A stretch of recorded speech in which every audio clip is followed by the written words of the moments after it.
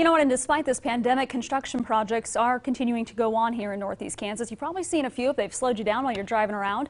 Kansas Department of Transportation crews will be patching 2 bridges on I-70. That's going to be on the west lanes, happening just kind of west of Topeka. Now, this work will begin on Monday, about 4 miles west of the Wabunsee and Shawnee County lines.